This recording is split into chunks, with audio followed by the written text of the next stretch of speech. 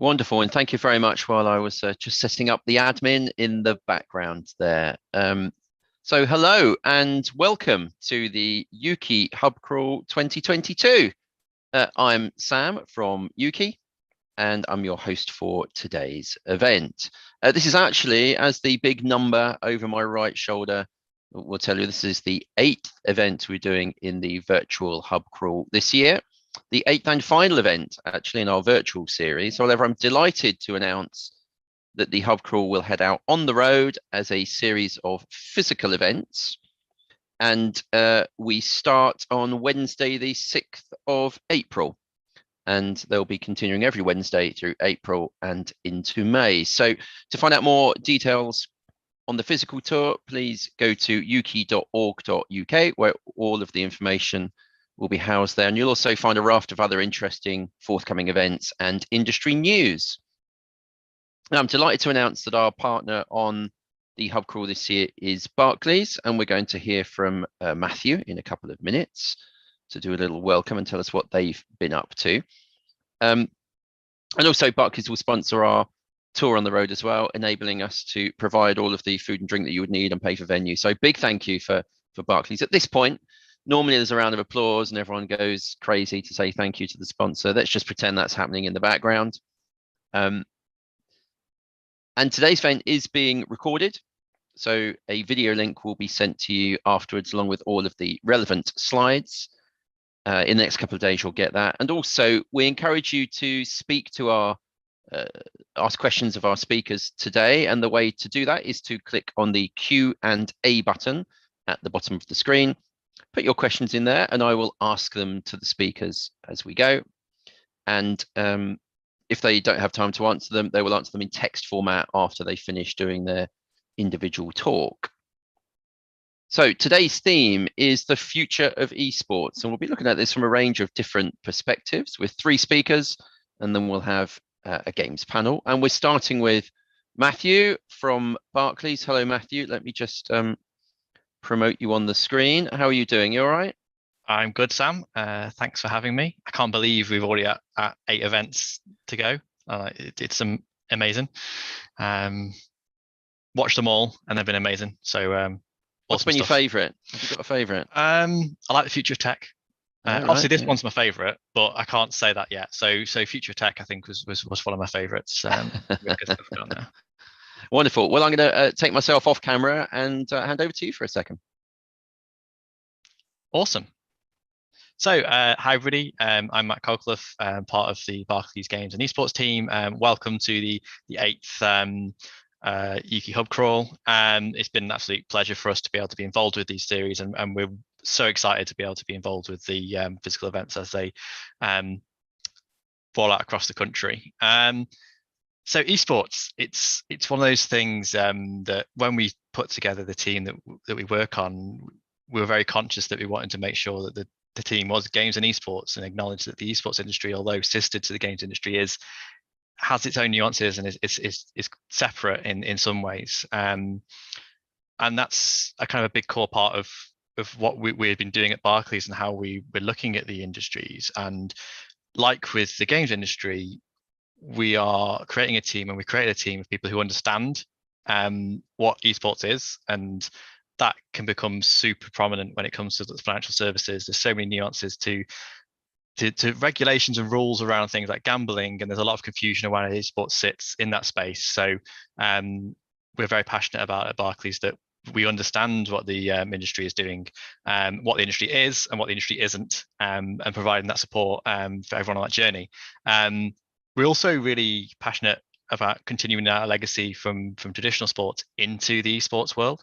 So traditional sports, we were known for the Premier League.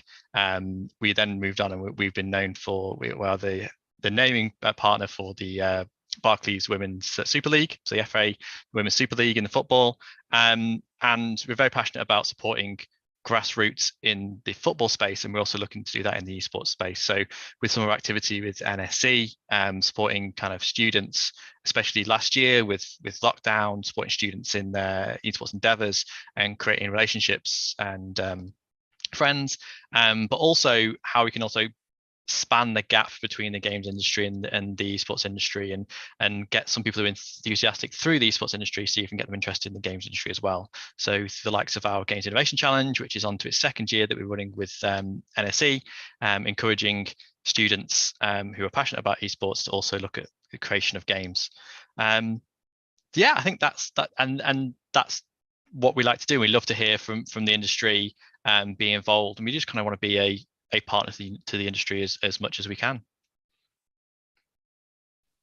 So Matthew, thank you for your continued support, not just of this, but of the industry in general. I'm interested to hear about some of the sort of future ambitions as we see esports evolving. Where do you think you're going to go in terms of support? What are the touch points for you in the future? You didn't know I was going to ask you questions, did no, you? I didn't know I was going to ask you questions. Right, well, I should have done a longer speech, shouldn't I? I should have speak for longer, then I wouldn't have questions. There's no time. We should have filled my slot out. Where are we looking to go in the future? I think, obviously, as esports evolves, there's elements on, and there's a lot of discussion I'm sure will come up through this about how esports commercializes. Obviously, currently a lot of the income and the revenue generation from esports perspective, especially from the teams and organizations perspective, and some of the tournaments, is sponsorship. But that's potentially not as sustainable as traditional sports, because of things like people expect esports to be free. It's grown as a free piece. It's global. It's not territorialized. So screen rights and things like that aren't the same. So I think as the esports industry grows and looks at how it's going to commercialize, we'd love to be on that journey and looking at those things like how you engage with your fan, how the fan is then how you engage with that fan, and create revenue off of that without the traditional sports model. And that's obviously us being a kind of a universal bank. We have multi-facets that we can look at. So we can look at the payments, how people kind of accept payments, and all those things. And also there's so much movement in the esports space, with investment coming in and out. And again, we have an entire kind of part of the bank that can help with investment and M&A. And then the other thing that we're really looking to kind of keep working forward with is financial well-being with people who are esports professionals.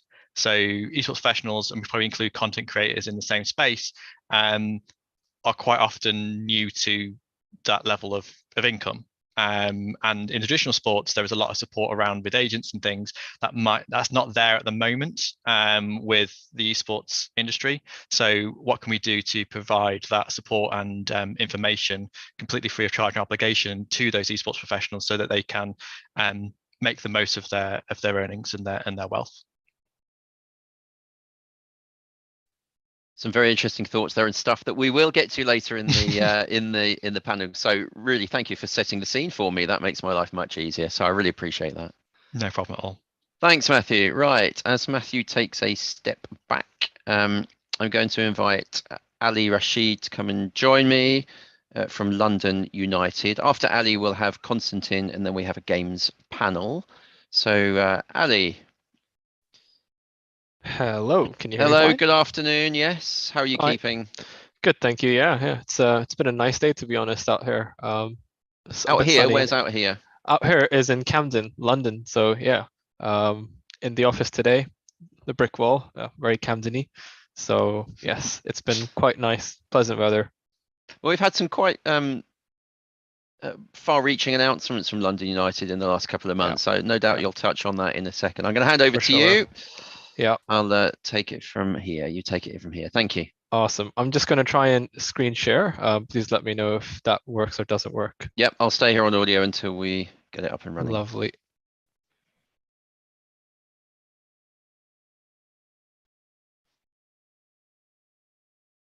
Right, it's loading. That's it. Perfect. Can see that. Wonderful.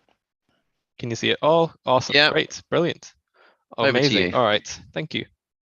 So, hi guys. My name is Ali. But honestly, everyone in the company and a lot of people just call me Rez or Rezi. That's just a gamer tag that became very popular, even so that I get emails on it. So, yeah, please feel free to call me Ali or Rez. I'm the esports manager for London United very recently. However, previously I was the business development gaming executive. So for the last year or so, I've been working on the commercial side for London United, and currently now I manage the esports rosters gaming strategy.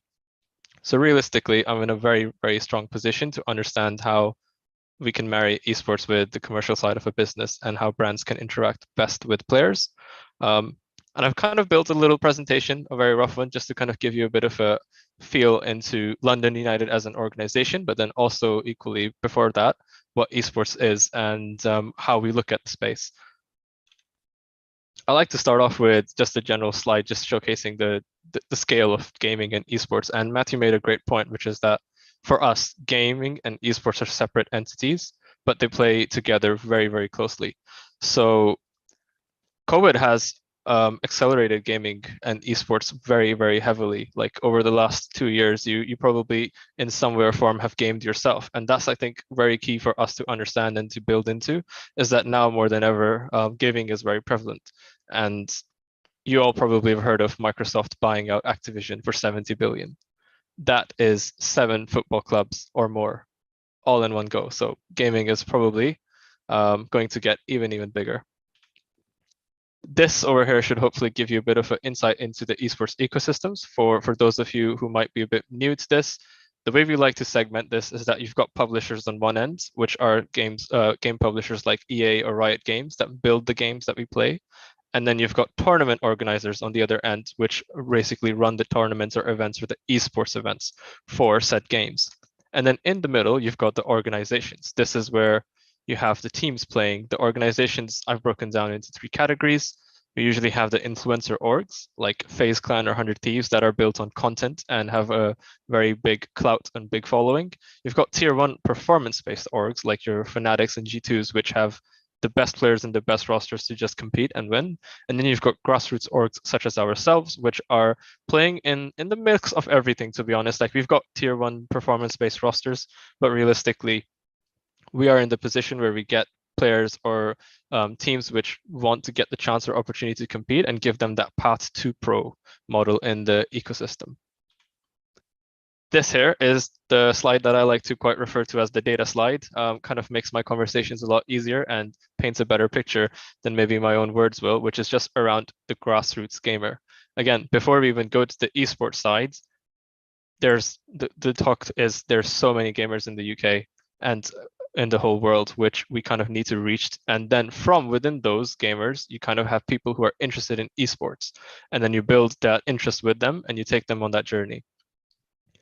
Brands usually ask the question of how realistic is esports for us? What's the value?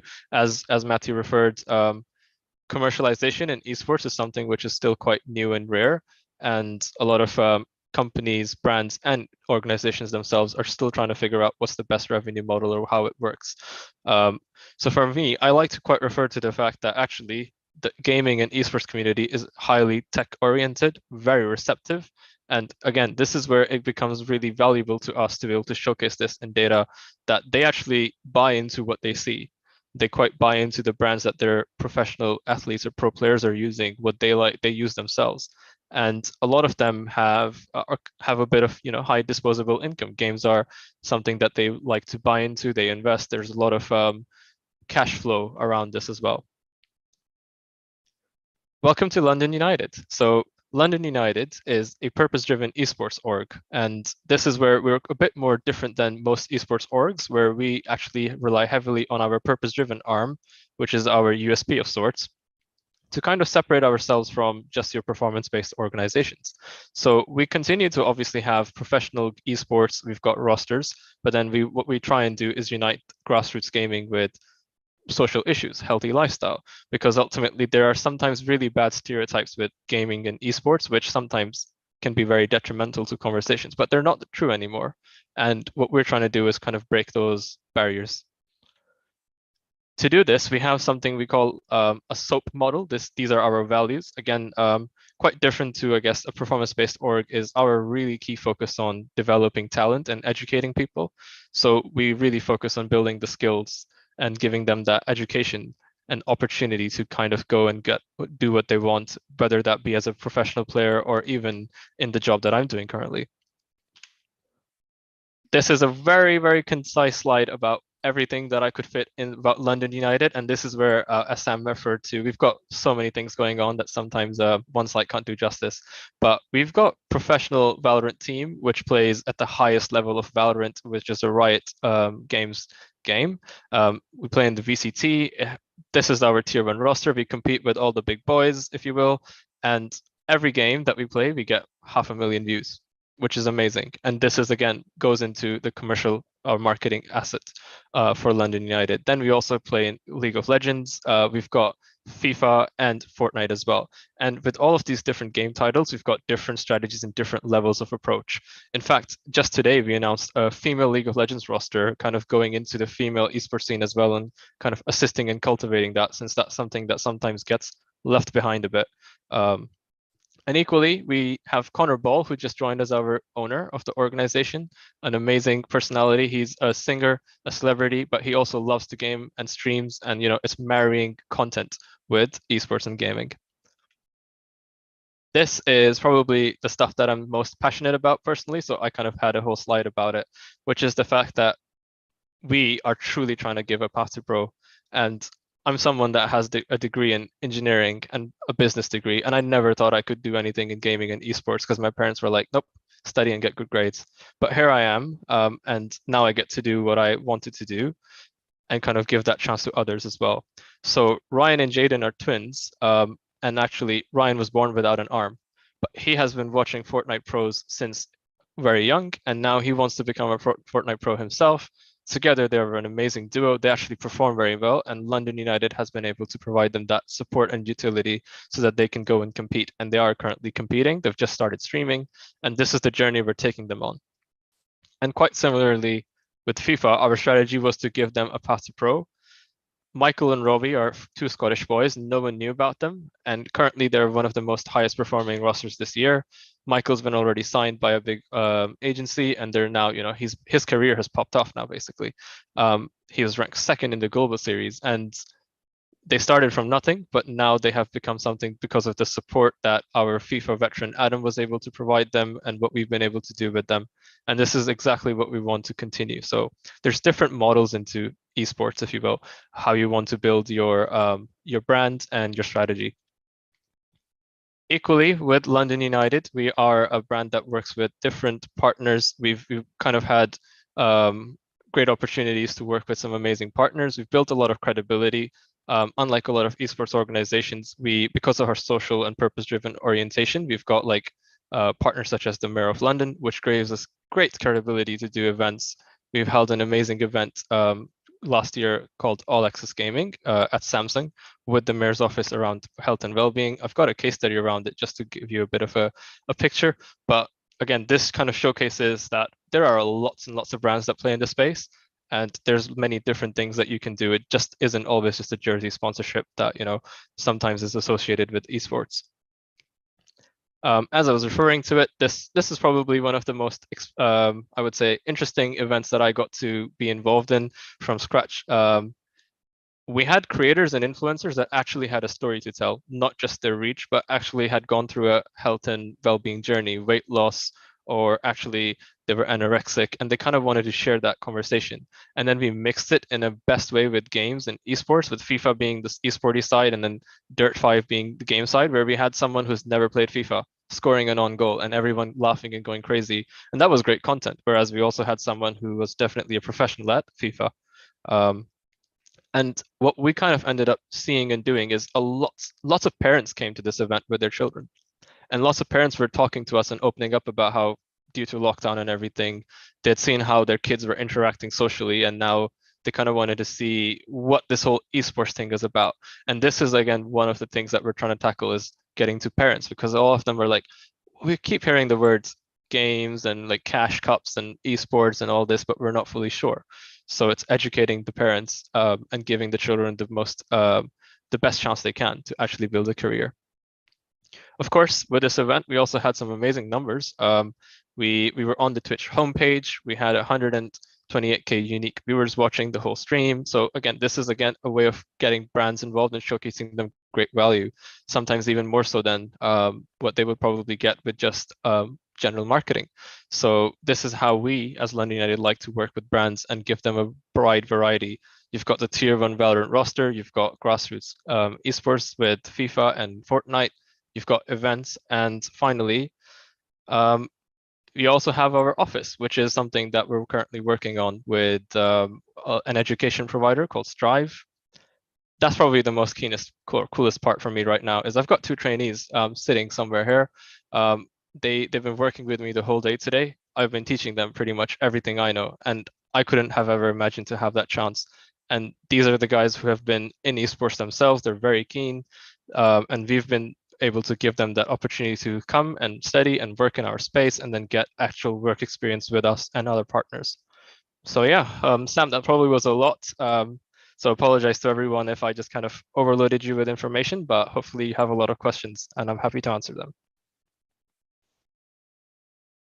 Terrific. Thank you very much, Ali. If we can just take your, actually leave it on for a second and then take it off in a second so we can take details of your email if they wish, and then we'll just come off that in a second. But really interesting talk, and I mean, I know London United pretty well, so I really admire the approach that you're taking, not just about driving team ambitions, but also doing it in the right way. Yeah. Do you get a sense that, as we look forward into the future, do you think more teams will understand that this is a really proactive and positive way of building a company? Do you think they're going to follow suit? Yeah.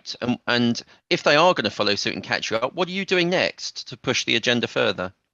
Yeah, for sure. Actually, that's a very good question, and something that we've already started to see a lot is, of course, with the lockdown as well, we saw a lot of companies trying to support their creators, their staff, and that was pretty great to see. And personally, lots of bigger organizations have also started to understand the value of their platform and the resource they have. So there's a lot that kind of continue building onto the purpose-driven or social aspect side. For us as London United, I think where we kind of have the edge is that we've built credible IPs, if you will, and we've built that fan base and an engaged audience. And continuing, for me personally, it's how can we marry that purpose-driven side with further esports and community events and grassroots events. We've actually lost your camera, Ali. Can you just stick that back on for us? Not quite sure what happened there. I'm not sure as well, actually. Let me see. Your slides. Did you lose the screen as well? No, I can. Oh, there we go. Wonderful. We're back Not again. sure what happened. It's always better to hear you for sure. speaking. So keep going. Thank you. Of course, yeah. So for me, Sam, it's about mixing esports strategy with social purpose with our venue, because now this is a place where you can experience gaming, esports, and then also see how we're making a difference, have workshops and conversations with brand partners, and actually something that Matthew touched was like financial security. There are a lot of things like that which a lot of our players also need and require support, like health and well-being, financial security, and talking to them shows me and tells me what they need. And as London United, we're in that forefront of being able to kind of help them in that direction, whereas other orgs are now trying to pick up. A lot of them are actually going down the environmental route as well, because ultimately that's there are a lot of key issues, and gamers are very passionate people. They're very authentic, and the Gen Z audience is really, really keen on, buying into the brand. They really give a shit about what the brand is doing, more so than just the best price or the best value. They care about what story the brand is trying to tell. And that's where London United is in a very strong position, because we are literally all about storytelling. That's how I like to see esports, as a story, as a true story of Adam, who had a very bad experience with bad agents and bad teams, and how we were able to support him. And now he's our youth development manager, and he's done a great job of finding talent. And that's a true story that you can take. So yeah. Really interesting thinking about what the audience is and their aspirations and their needs, putting the audience at the or the target audience at the forefront. Looking at a slightly different audience, you referenced there about sort of parents' views on this. This is something that we've had for a while in the games industry. Some parents do not understand, quite logically, they didn't grow up playing games, sort of the opportunities for careers within video games, and now I guess esports is getting a similar situation. How do you think in the future we can sort of change that perception? I think to change that perception, it's really key to be able to invite the parents in an environment where they get to see and experience it whilst also being able to converse with us, which is what our key focus from like having workshops and community events is, to kind of also invite the parents to target some kind of conversation with them, because at this event they were just sitting and watching their children play FIFA and Dirt, and then we went up to them and we were like, we really appreciate you being here. How are you finding this? What are your thoughts on games and gaming? And then we kind of got a lot of information out of it, and then that helped us understand, okay, these are the challenges that sometimes the children face in getting across, to their parents, and how can we as an organization kind of help them? So it is literally about educating the parents by bringing them into the space. Once they see it in action and they realize the benefits of social interaction and everything, it becomes a lot more easier to kind of get across esports to them. That's brilliant. Thank you very much. And thanks for your forward thinking views on where esports is going. Fascinating. Thank you. Of course. Ali, if you send me your slides afterwards, I'll share them with our audience, so that people can follow up with you and hear more about your interesting projects. So, of course. Thank you. Now, I'm going to hand over to Konstantin Lobov from Harbottle and Lewis. Thanks, Sam. Hey, nice to see you again. How are you doing? Yeah, you too. All good. All good. Yeah. Is this your second appearance on the Hub Crawl? Yes, I believe we did one on Russia a few weeks ago, back in January. Was that part of the crawl, or was that? No, that's different. That was something else. Yeah. I knew I'd seen you recently. Yes, that was in my little we had somebody else from our corporate team. I think it was Ed, wasn't it? Who might have Ed done did the something. talk. Yeah, brilliant. Yeah. Well, delighted to have you back, and we're looking for a slightly different perspective from you here on esports. So sure. I'll hand over to you. Thank you very much. Pleasure to be here. Thank you. So, hi everybody. My name's Kostya. I'm the co-chair of the Interactive Entertainment Group at Harbottle and Lewis. We're basically a law firm in London, and as well as acting for games companies, we act for orgs, agents, and talent in the esports space. Short presentation today. I'm not going to overlawyer you with too much stuff, so I just want to look at 3 trends that I've noticed from the work that we've been doing. I don't profess to these being crystal ball gazing for the whole future of the industry, but the things that we've picked up on. And I should probably at this point share my screen before I forget. Sam was going to let me do that, the whole thing, without sharing it. No, I would have come in, don't worry. No mercy. Right, I can see your slides. Can you see that? Thank you. Perfect. Yeah, perfect. You haven't missed anything yet. Okay. So the first trend or topic I want to look at is safeguarding, and Ali has kind of already touched on this to an extent. What I mean by safeguarding is sort of an umbrella term. I'm talking about the mental well-being of players, content creators, and audiences, things like balance between work commitments and life, particularly for players who might have exclusivity deals with platforms. Sometimes those can have pretty onerous minimum streaming requirements, even at a young age, and also other wider issues like doping, substance abuse, etc., which you might have heard of, but you might think are not real, but I can assure you are very real, and we've in fact dealt with one such issue in the last 12 months, and I expect we're not the only law firm that's been involved with that sort of thing. So part of the issue with all of this is that there's no centralized regulator for esports, and whilst there are good initiatives out there, when it comes to developers and publishers of the games that we all play, if we're being honest, they haven't shown as much interest in improving the standards for players as they could have done so far. So it does feel like there is a bit of a gap in the market for somebody to come forward and really be the thought leader on this, to improve the perception of the industry as a whole, and to really, frankly, increase its value in the long term. So this is something which I think is going to happen. And part of the reason for that is that the timing is quite good. So the regulatory winds are blowing in that direction already, whether or not esports wants to come along. I'll give 2 quick examples today. So one is the online safety bill, which you might have already heard of. This is a bill which is currently making its way through Parliament, which once it comes into force will radically overhaul how we deal with online content regulation in the UK. In fact, there's nothing like it in most other countries that I'm aware of.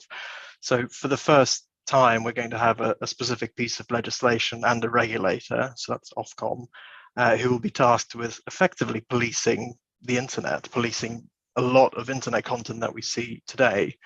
The bill is very, very broad in scope, so its purpose is essentially to protect users from various types of illegal harms, but also legal but undesirable harms. And that covers everything from, just to read off a couple of examples, terrorism, online bullying, fake news, romance scams, and even features of platforms and systems that are designed to increase screen time when perhaps they shouldn't be. It will basically apply to all user-to-user services. There's a definition for that, which I won't bore you with, but basically it could cover all sorts of things like voice comms platforms, UGC sharing platforms, message boards, community or companion apps, as you know, some orgs have those. Basically anything which involves the sharing of content or the interaction between players or members of the community. It also won't just apply to UK companies, so it will apply to anything with a sufficient UK link, and the link can be established in a whole raft of different ways. So it could be if the service is, for example, based in the US or anywhere really, but targets UK users or has a significant number of UK users, and there is also a material risk of harm to those users. Once the law comes into force, Ofcom will initially take a bird's eye view of basically not just the industry, but all of the players who might be affected by this, and will categorize companies into category 1 and 2, category 1 being the high risk, broad reach companies, which will be subject to the most stringent requirements, and category 2 being everybody else. Again, the law is 300 odd pages, so I'm really not going to overload you with this stuff, but there will be a lot of additional obligations, basically. So there'll be a lot of risk assessments, very detailed ones that will need to be carried out by anybody who engages in this sort of stuff. There will need to be very detailed terms and policies explaining how all of this will be dealt with, the obligation to keep written records, and also to know the age of your users, which by implication means much more robust age verification tools. All of this will be backed by very generous new powers of investigation and potentially hefty fines. So those of you who have heard of the GDPR, which is the data protection law, it will have GDPR style fines, so up to £18 million or 10% of global annual turnover per fine. So quite a hefty stick to be hit with if somebody gets it wrong. So it's not law yet, but it will become law most likely at some point during the course of next year. There's a lot of political momentum behind it. And as I said, safeguarding is a topic which isn't going to go away anytime soon, because it really is a vote winner. The other law, which hopefully all of you are already aware of or have at least heard of, is the Age Appropriate Design Code. And I say that because it came into force in 2020. So anybody impacted on it should in theory be complying with it already. It's also known as the Children's Code, and it applies to online services that are likely to be accessed by children, which means under 18s in this context. It doesn't create any additional new law, or rather it didn't create any new law. The law is still the GDPR, but it does set out 15 standards, which again I won't list here, on how to approach data protection when dealing with children's data in particular. And that includes things like having the best interests of the child as a primary consideration when designing the service or platform or whatever it is that you're looking at, and enabling high privacy settings by default. And again, recognizing the age of your users through effective age verification tools to apply the appropriate standards to them. Enforcement of the Age Appropriate Design Code is handled by the ICO, the Information Commissioner's Office, and similarly to the online safety bill, there are potentially hefty fines based on a fixed number or a percentage of global turnover.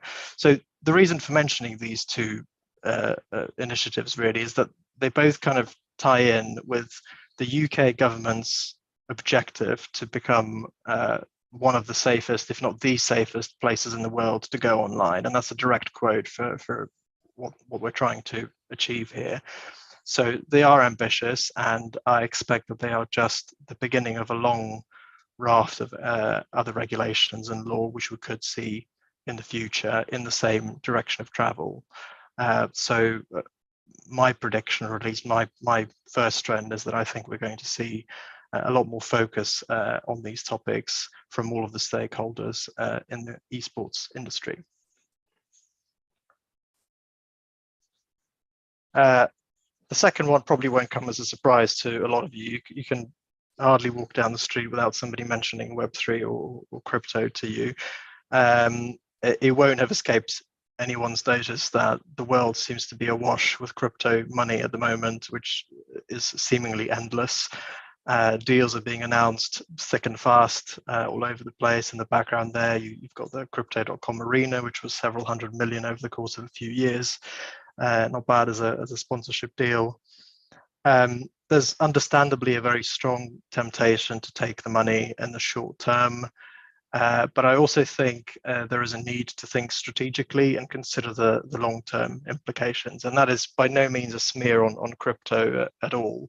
But the reality is there are, even now at this early stage, more and more cautionary tales appearing. And I'll share one with you. I had a call with a client literally earlier today, a couple of hours ago, who's involved with an NFT project. So they've launched a collection.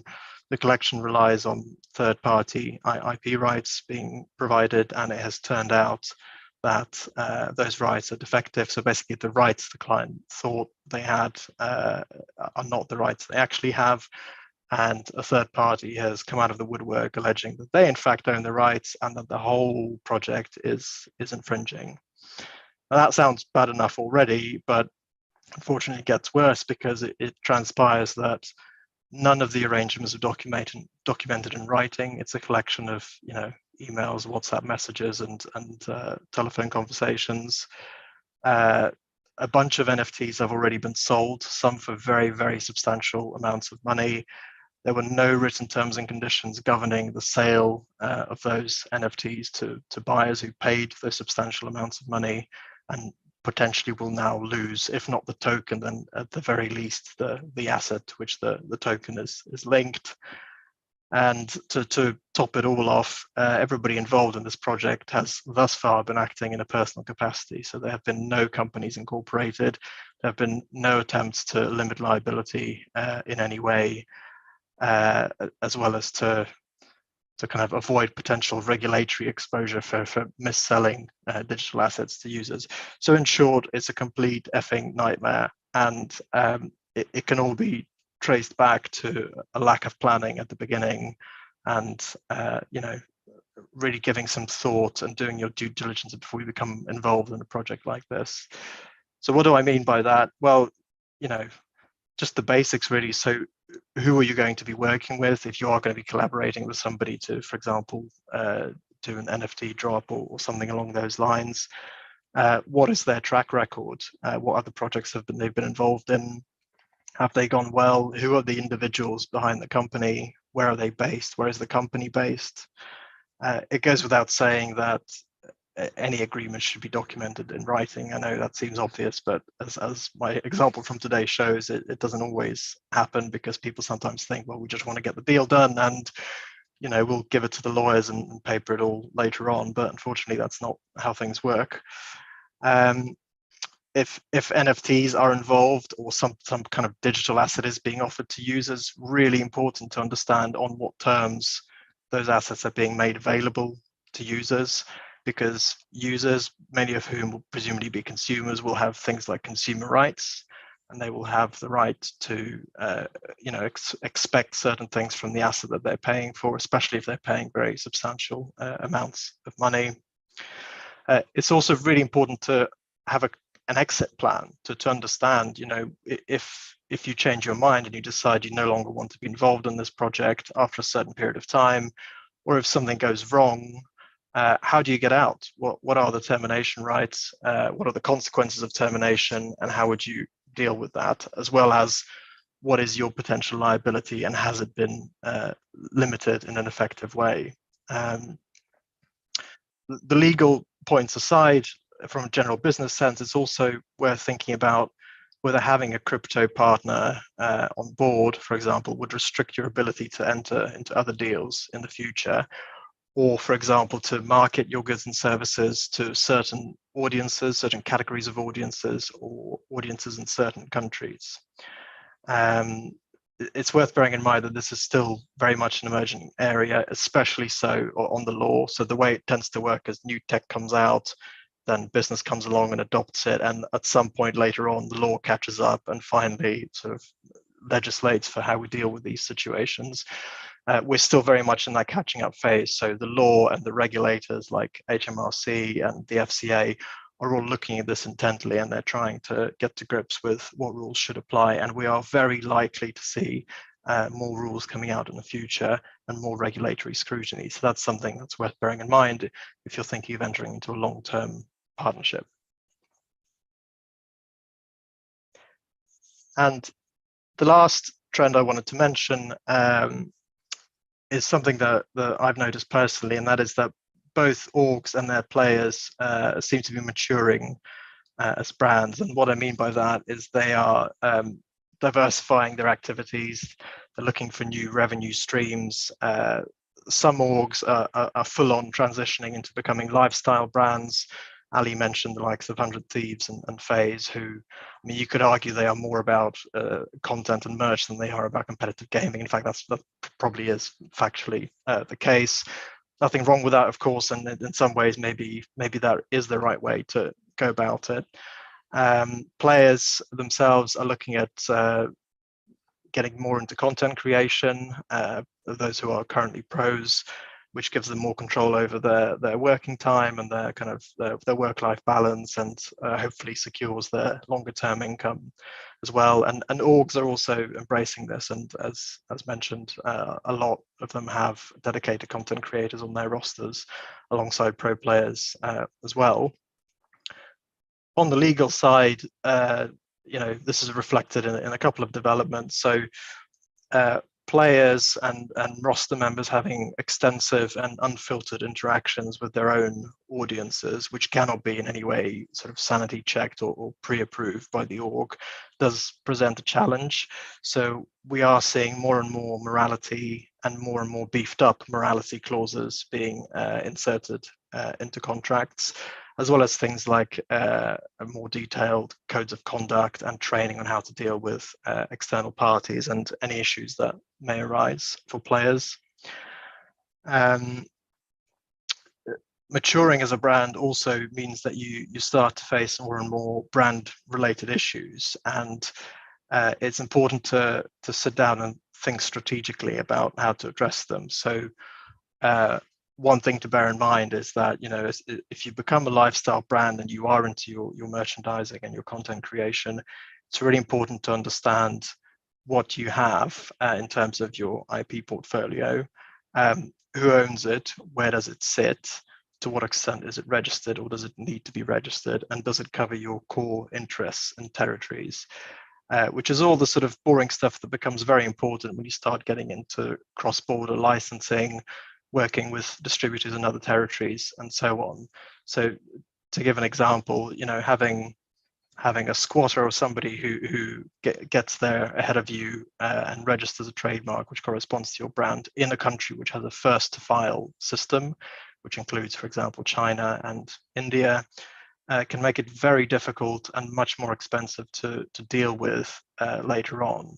And by that, I mean to remove the squatter's trademark and to register your own. And in some cases, distributors will take issue or raise it as an issue if you do not have a registration for your own brand in a particular territory. So it can really affect the day-to-day business, and it's important to think about that.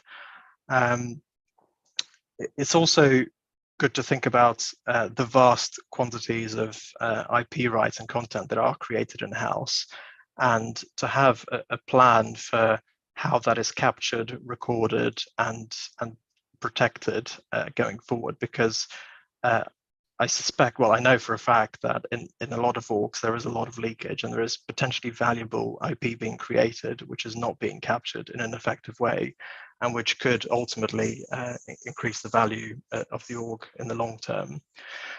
I suppose to round off this point, the best advice or the best tip I could give is to try and avoid looking at this in a piecemeal way, really sitting down and with a piece of paper and writing down and thinking, what is it that my IP portfolio needs to achieve? What do I currently have, and where do I want to go with it? And coming up with a plan which is tailored and fits to whatever budget you have in mind will usually yield the best results, at least in my experience. And that's it from me. Thank you. Thank you, Konstantin. Thank you very much. You want to stop sharing your screen? Oh, there we go. Wonderful.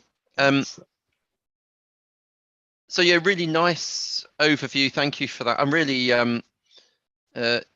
perhaps a little bit more concerned than I was 20 minutes ago now, all this talk of regulation. Where do That's you why think you have lawyers on talks, as to, well, you know, it's never good news, is it? there seems to be a general trend here in more regulation, more control. What's your overall sort of view on that in terms of where we're heading in the future? I mean, it's not necessarily a bad thing. I was being a little bit facetious when I said that, but what's the general tone of this in general, do you think? Yeah, I'm not anti-regulation, and I think, look, there's a time and a place for it. And when you're talking about the really vulnerable members of society, and you're really talking about the very serious issues that they might go through, it's really difficult to argue against regulation, frankly. And in a way, I think it should be a point of pride that the UK is taking a lead on this. I mean, the idea, just so you understand it, is for the UK to really develop something that's never been done before, and for other countries, including the rest of Europe, the US, and so on, to eventually follow suit. I mean, in a way, we kind of saw this with the GDPR, where Europe led the way on having much more stringent data protection laws. We're now looking to replicate that and do the same for safeguarding of audiences. So I do think it's a good thing. I mean, how that stacks up against Brexit and the sometimes touted, deregulation as being one of the benefits, we don't quite know yet. But I can tell you there is a lot of political momentum behind the online safety bill, and I'm fairly certain that it will make it into law. In fact, if anything, it seems to be growing in scope rather than shrinking. So, there's stuff being tagged on to the end of it, which we didn't know about a few months ago. And are there a question from the audience has come through about the sort of cross-border nature of esports, the fact that it's not limited to one country. Do we think that regulation is actually going to push organizations away from the UK? Or, I mean, you're fairly positive about it, or do you think actually this shows that the UK takes these kind of issues seriously and it could be a positive? Yeah, there's two ways of looking at it. I mean, look, there's regulation about the size of bananas, which, by the way, was never a thing, the size and shape of bananas, and the things that seem, red tape, effectively. And there's regulation of the good kind, which, as I said, I think does fill a gap in terms of thought leadership and really somebody stepping forward and grabbing the bull by the horns. And I think certainly the online safety bill, I would say, is an example of that. I mean, it's not without its criticisms, so it is very, very broad. And as I said, just reading the damn thing is a whole exercise in itself. It's 300 odd pages, and then you've got that much again in guidance notes, and that's before the law has even been enacted. So I think it could do with simplification. I think that will be dealt with once it comes in and Ofcom publishes its practical, sort of non-lawyer but actually business-facing guidance on how to comply with all this stuff. So I think that will be dealt with. And no, I don't see this as negative, actually. I think for a topic as important as this, it's good for the UK to be taking the lead. A more general point on sort of brand engagement. You do a lot of work bringing games companies together with businesses from outside of games and trying to connect them and get those deals constructed. If we're looking here at the growth in esports at the moment, we heard earlier there was sort of sponsorship increase, brand involvement, the pro teams are becoming more professional. No, I call them pro teams. That already suggests they're professional. Teams are becoming more professional. Let's put it that way. Do you think that creates the right environment for brands and the like to engage with those esport companies in a slightly more positive and sort of trustworthy way?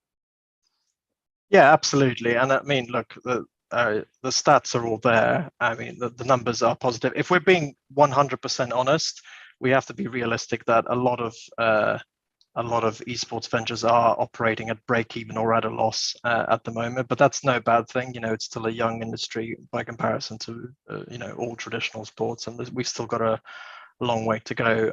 I think the environment is right. There's more and more non-endemic sponsorship going on across the board, and I can only see that increasing. So I think we shouldn't be discouraged by any of that, and I actually think the outlook is fairly positive. Fabulous. Thank you very much indeed. I'm going to share your slides afterwards with everyone. Thank you for joining us today, Konstantin. Thank you. Thank you very much. Okay, so as Konstantin takes a step back, I'm going to invite our three panelists forward, who are Heather, Karen, and Mel. Always nerve-wracking when you're reaching out to more than one person at the time. If you can put your cameras on and audio on, say something so that we can see that you're all there. Just wave, say hello. Hello, hi. Hi. Good. Yes, people are there. Wonderful. Well, welcome. And let me just check we've got everyone. Oh, Karen, there you are. Fantastic. So delighted to say that our panel here on sort of sharing experiences and looking at the way esports is going in the future, you'll notice in support of International Women's Day, we've got three great leaders working in the esports and games industry here to talk about the development of the sector. So thank you all for joining us. I'm going to hand over to you in turn, if that's okay, just to do a short introduction on who you are, a bit about your company, and then we'll dive into some of these questions.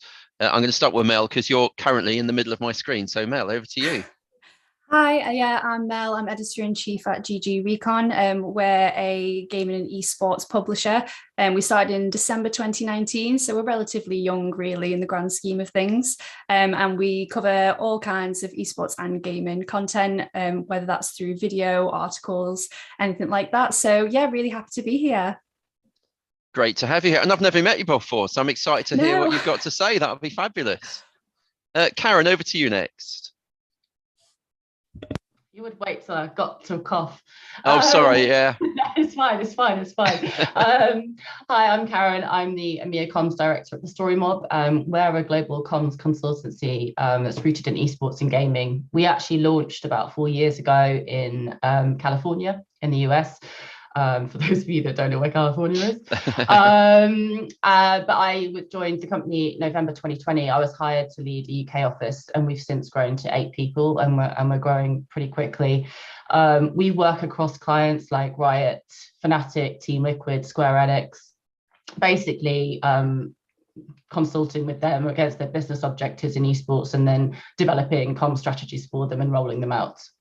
Well, we look forward to hearing all their trade secrets when we come to you in a second. So thank you for that. And Heather, over to you. Yeah, hi, I'm Heather. I'm the founder and CEO of Hot Drop. We're a creative marketing agency.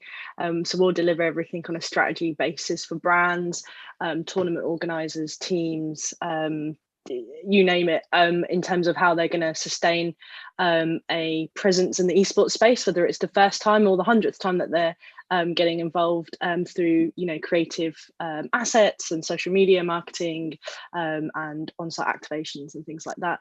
And yeah, I've been in the industry 10 years. I'm sure I'm an old hat and everyone's sick and tired of hearing how I got into the industry. But yeah, we've had a phenomenal journey of Hot Drop. We started in December 2019 and we've been growing ever since. And yeah, it's really awesome to be part of the space, and particularly, sort of building an on-the-ground team in the UK. And contributing to the industry. So yeah, it's great, and I'm looking forward to the chat today as well. Yeah, let's make it a chat. Let's have a nice conversation. Feel free to interrupt me when I'm going on too much and ask questions of each other. We'll see how we go. You're perfectly entitled to also say, I totally agree with the previous person, and I'll move on. That'll be absolutely fine. I'm going to start with you, Heather, as you were the last person to speak. Really interested in looking at sort of the event space around esports. And as we are, here looking to the future, prior to lockdown, we saw enormous increase in physical live event attendance. Great fun going to see people in minuscule in the distance playing on mobile phones and it being projected onto the big screen. But what an atmosphere, what an environment. Obviously, the sector was forced to move into online for 18 months. But where do you think the future lies for esport events?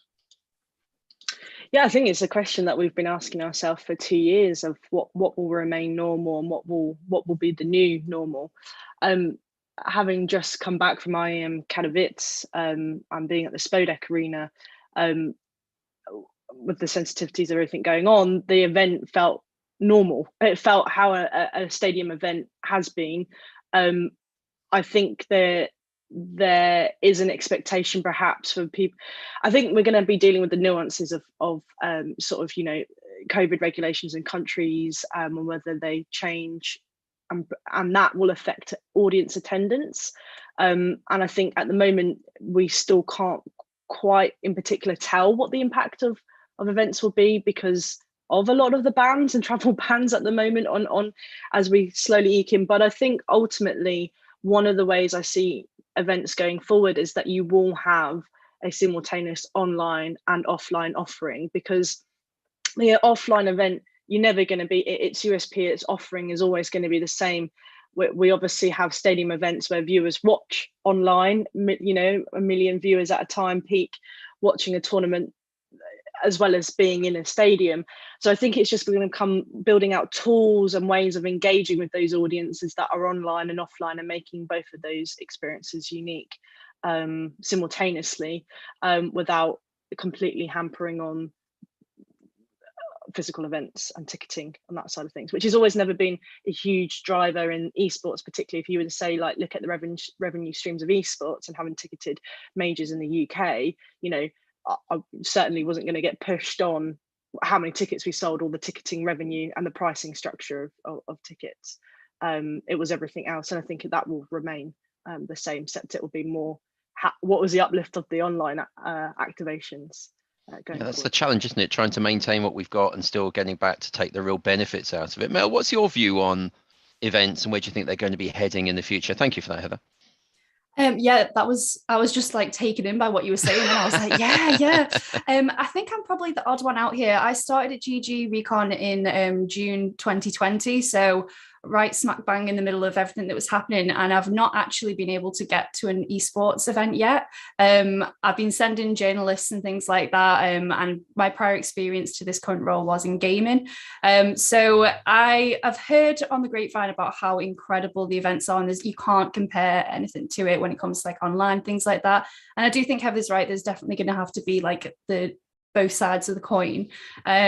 But I think for me personally, that I want to be at them kind of events. And someone in my neighbours are getting the garden done, so I'm sorry if you can hear all this noise in the background. So yeah, what I think the future lies with it is probably going to be that joint kind of thing. At the end of the day, you need to be targeting things to the audience as well as the people who are holding the events themselves, and just getting that good balance. So that's where I'd be at it. Thanks, Mel. And Karen, have you got anything to add to that? Maybe what your clients are looking at? How do you feel the event space is going to go? I was just going to tell Mel that I also started in a pandemic and haven't been to a live event yet. So I'm in the same boat as you, and I cannot wait to go because everyone raves about it.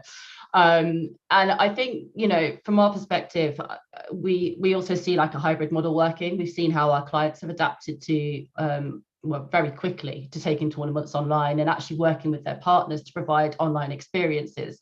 And I think more than any other industry during the pandemic, the esports industry absolutely showed that they can still deliver a great fan experience online.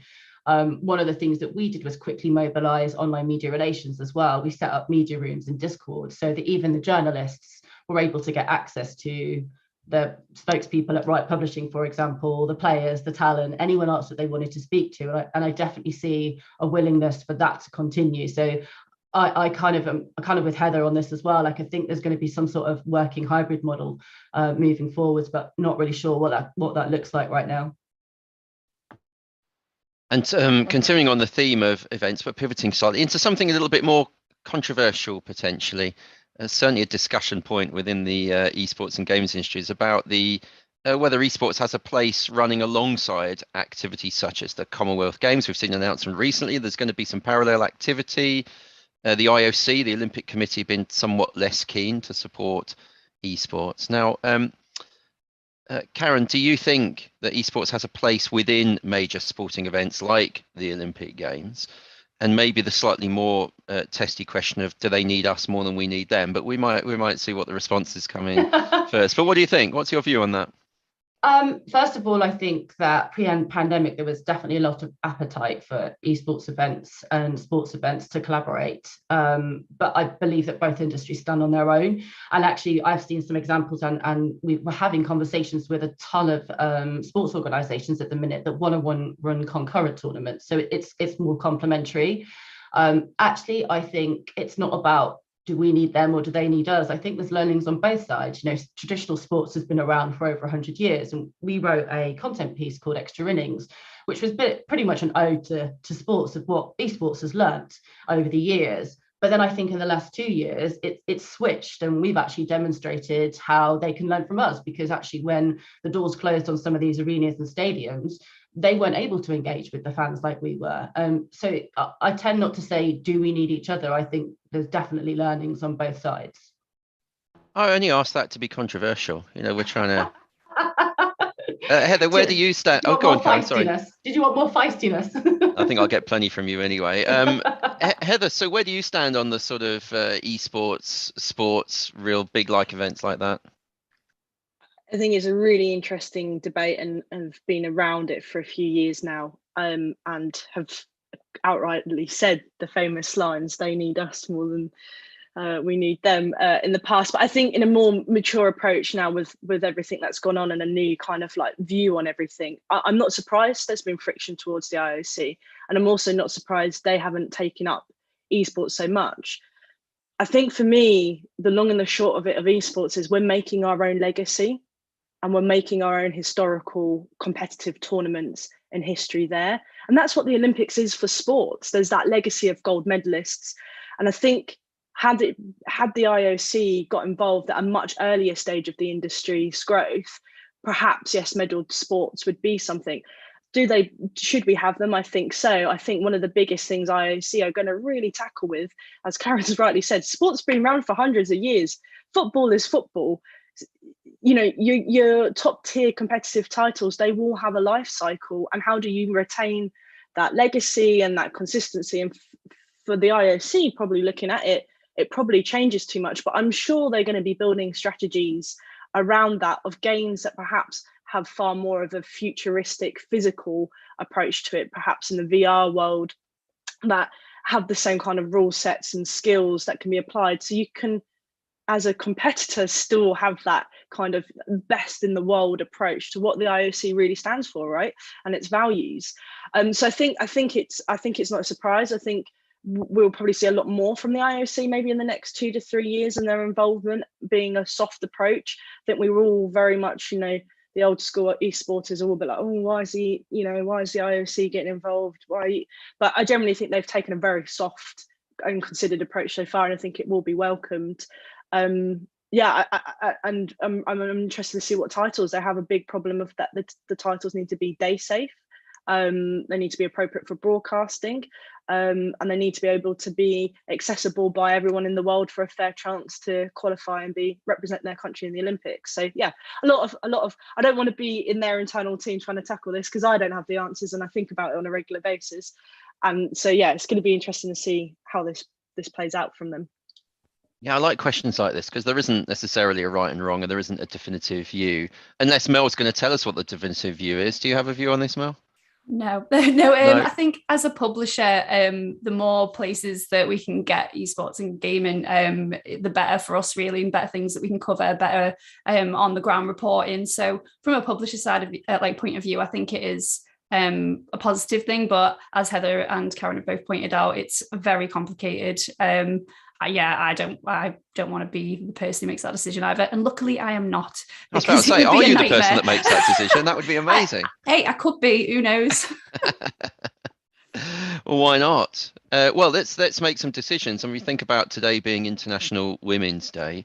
How can the esport industry embrace diversity in all its forms? You know, does it do a good job at the moment, and what are the next steps? What do we need to do to really make that difference going forward? That's for you, Mel. Well, I think whenever I've been invited on panels before, it's tended to be like, what's it like being a woman in esports? Or what about like health and well-being in esports? And I'm an editor. I have absolutely no say whatsoever on health and well-being. So why they pick me is, to me, a little transparent. But things like this, we're talking about the future of esports, like get more women involved. Like, you don't have to just have us talking about how difficult it is being a woman. Like, we actually have opinions on everything to do with this industry. So this in itself is a good thing, but also just trying to encourage more women to get involved in esports as well. Really trying, like, whenever I put out a job advert, it's very obvious, like the percentage of men who are applying when compared to the percentage of women. So I'd love to see more women realizing that you can be successful here, and encouraging them to do so. I'm a big supporter of getting more women in media in general, but especially esports. There's not many. There's getting more, which is great. But I think, as a community, we just need to be holding people up and just saying, like, the opportunities are limitless. Just take that step. You never know what's going to happen.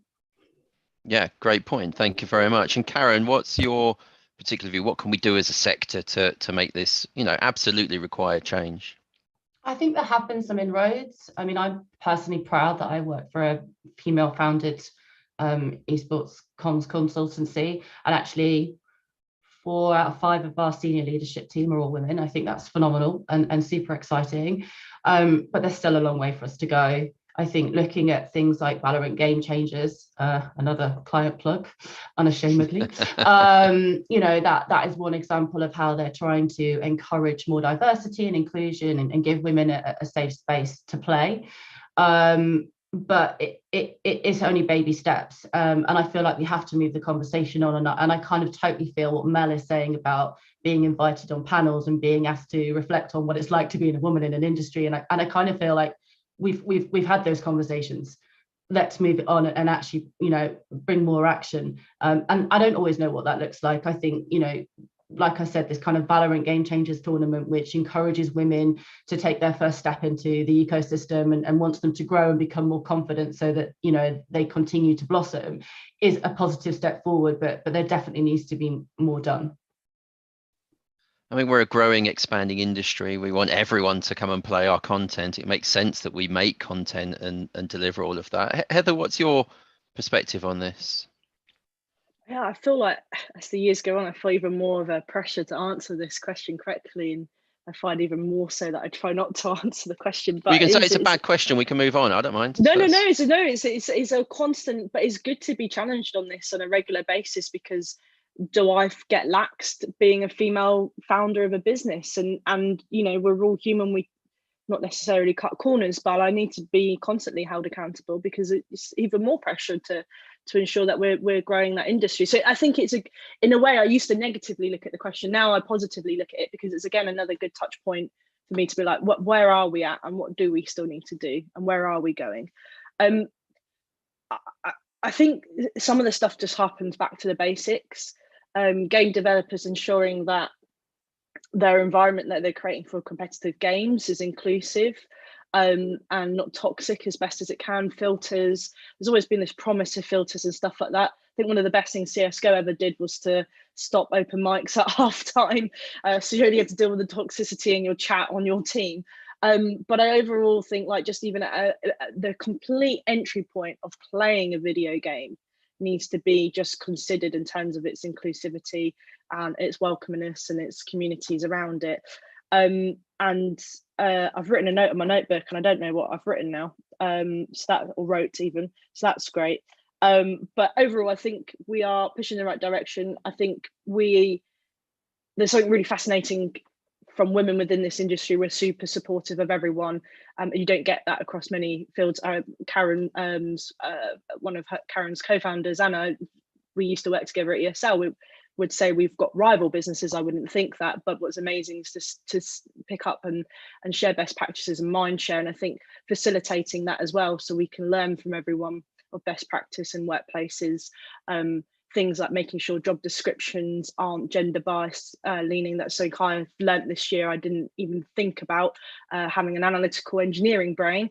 My job descriptions for the company were too male bias, and you know, actually now we've changed that to be very gender neutral in our language. We've had a far more exciting cohort of people apply for roles of every type of individual that you can imagine, and I think that's really exciting. And if only I'd known that 2 years ago. But that's the power of the industry and mindshare. So we've got to keep talking about it and not just leave it for panels. Have a conversation about it when you're at an industry event in person as a good conversation to have. Excellent idea. Terrific. We're going to get back to the business of esports now, if that's okay, and look at the something that was mentioned right at the start of the session today, talking about how important sponsorship is as an income stream for teams and events. Karen, I'm going to come to you first on this one, if that's okay. I'd be interested to hear your perspective on where you think those relationships are going in the future. You know, brands are very important to esports at the moment, one of the main funding partners. Are we expecting this to continue, and how are some of those relationships going to evolve, do you think, in the future? Absolutely, they're important for them to continue, and I'm probably going to refer a lot back to what Ali said in his presentation, because actually a lot of what he said really resonated with what we're seeing, in that a lot of the partnerships now have to resonate and be authentic and purposeful, because that's what Gen Z and the audience they're trying to reach want. They want something that is sustainable. They want to know that a brand shares the same values as them. They want something that demonstrates true empowerment. You can't just slap a logo on it and sponsor something anymore. That there has to be more to it. We actually have a client that we work for that's a trading company.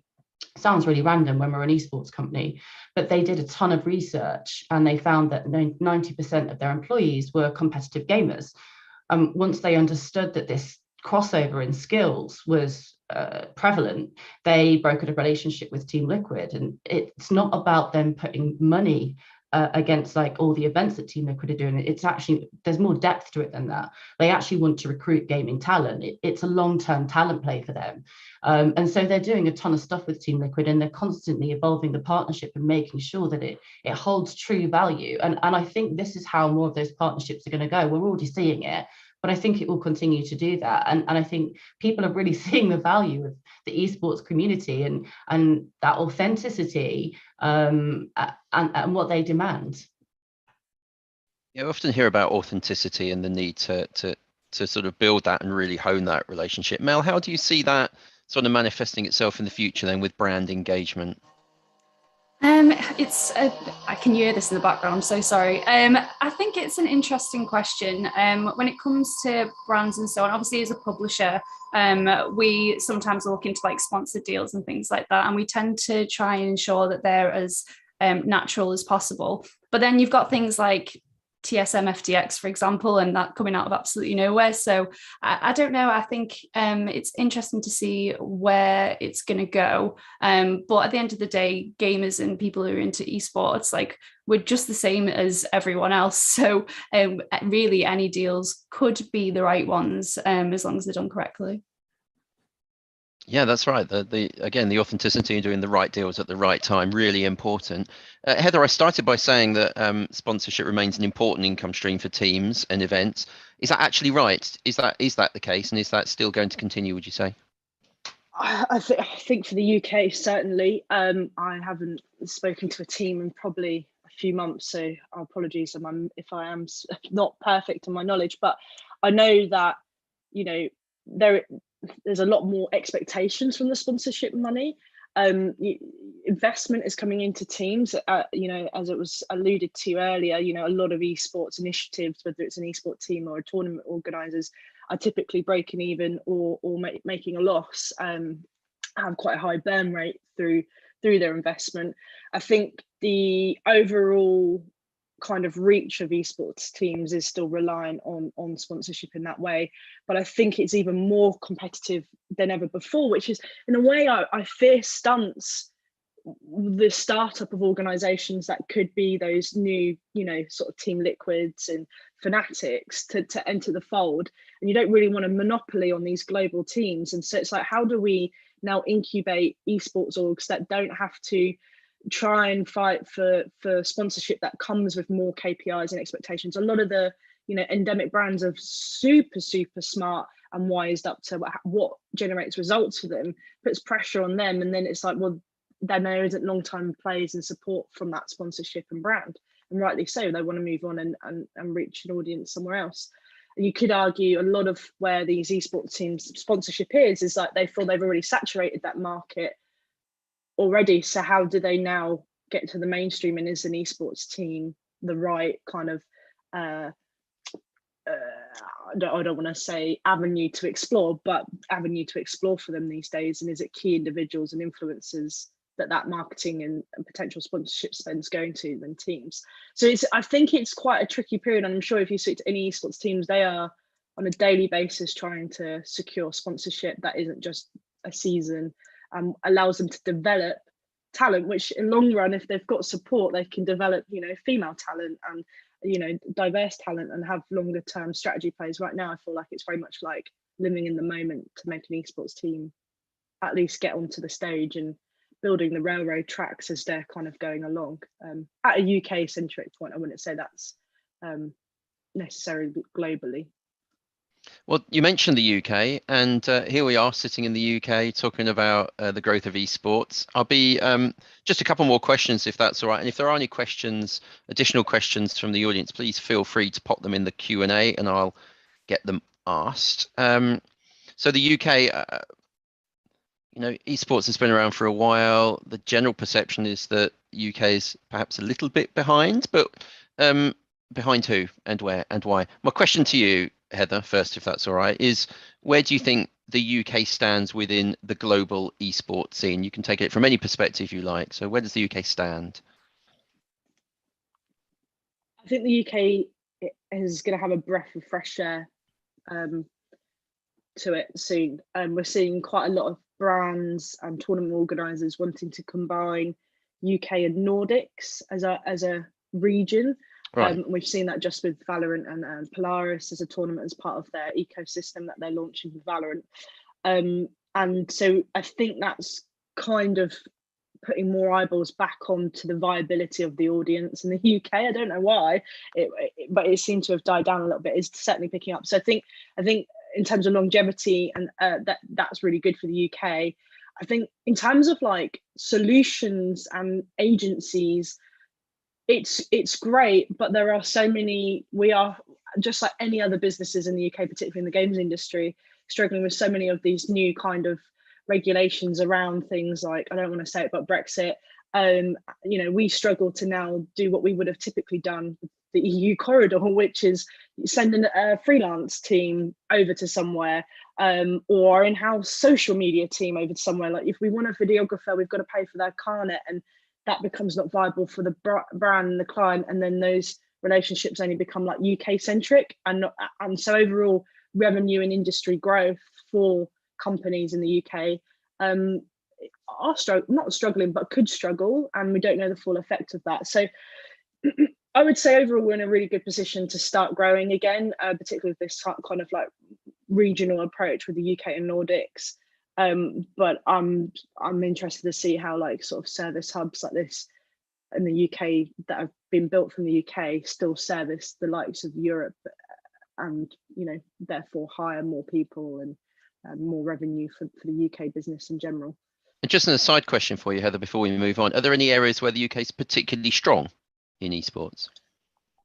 Broadcast talent, as always, although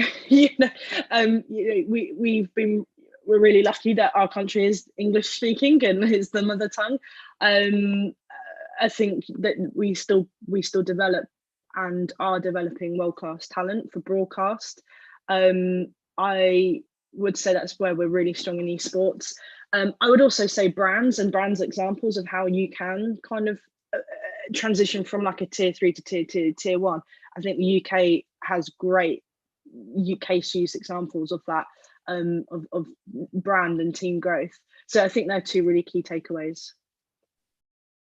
Excellent. That'll be useful for my esport report when I get to write that in a couple of months. Thank you for that. And Karen, coming to you now, just to think about that UK perspective. Do you have a sense of where the UK stands in that sort of global esports scene?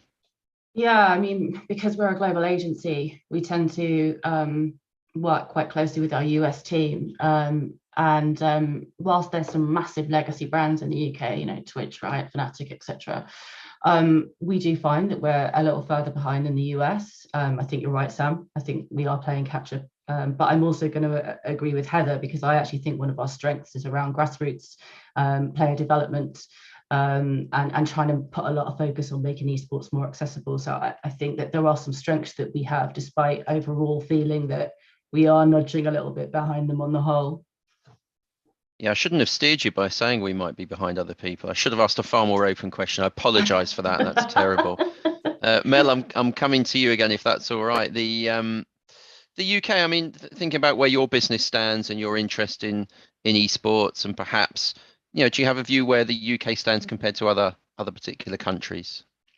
Well, when GG Recon was first founded, we did a lot of research. I wasn't the company at the time, but we did a lot of research into what we would look like. And there wasn't really many publishers that were based in the UK who did really like long form editorial content regarding esports. So there was a gap in the market there. I mean, you've got places like Deserto and things like that, but there seemed to be a real gap in the market for that. We have world-class journalists, esports journalists based in the UK. We've got people like Yinsu and people like that. So I feel like UK, we've got some big hitters here, but in terms of publishers, there's really not that many. People tend to work remotely for more American companies and things like that. So I think we've got individual big players, and obviously I'm going to shout out GG Recon because that's my company. But I think there is more that we can do, and just trying to hone them kind of journalist talent and more media publishers, because there is a great gap in the market there. So yeah, and I want more competition. I love it. So why not? About to say, you've identified a gap in the market, and here you are encouraging other companies to come and compete with you. You're up bring for that, it on. Yeah, bring it on. Here we go. That's what we need. It's fascinating. You've talked about the sort of the strength of journalism here. We heard from Heather about how useful it was we speak English. This is all good stuff. And funny enough, the communication is an integral part of driving the market. If we're talking about it and talking about the right things at the right time, it's going to create that interest. So I put it upon you three to single-handedly, or as a trio, drive esports forward in the UK with the work that you do. We're coming to the end of the panel here, and I'm going to ask one last question actually to all of you, if that's all right. And I'm going to start with you, Mel, because there's no gardening in the background at the moment, and so it's nice and quiet, so we're going to go for it. You know, we're looking into the future here of esports. What's the things that you're most looking forward to in terms of esports in the future? What are the things that are really exciting you about where we're going with esports? More events, new games, different ways of experiencing events as well. I think if we're talking about like long-term future, I think maybe Heather mentioned it earlier about VR. I just think that's a really exciting place that it could go, and it will, let's be honest, at some point. So that really excites me, and also just live events in general. Get me to one. That's all I want to do. And Karen, over to you. What do you think? Thank you for that, Mel. Karen, what's exciting you about esports in the future? Mel and I are going to go to our first event together, first of all. Lovely. Which I'm super excited about. I'm really excited about the growth.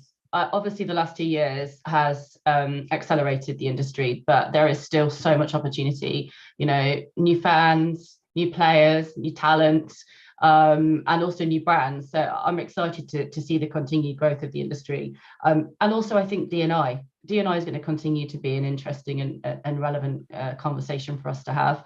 And so I'm looking forward to seeing what other publishers, organizations, and other key players within the industry do to kind of lower that threshold and bring more people in. Wonderful. That's brilliant. And Heather, you're going to have the final word here, if that's okay. Oh gosh, no pressure.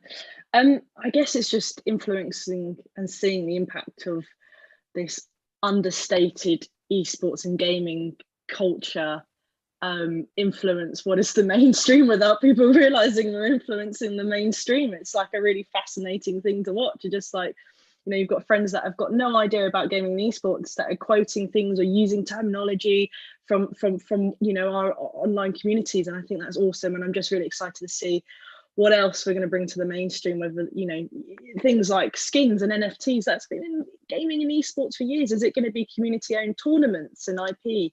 I'm just super excited for it, and I think we've only just started to begin now with this industry. It's like we've got the great foundation, it's ours to use now, so it's really exciting. So the power is in our hands. I love it.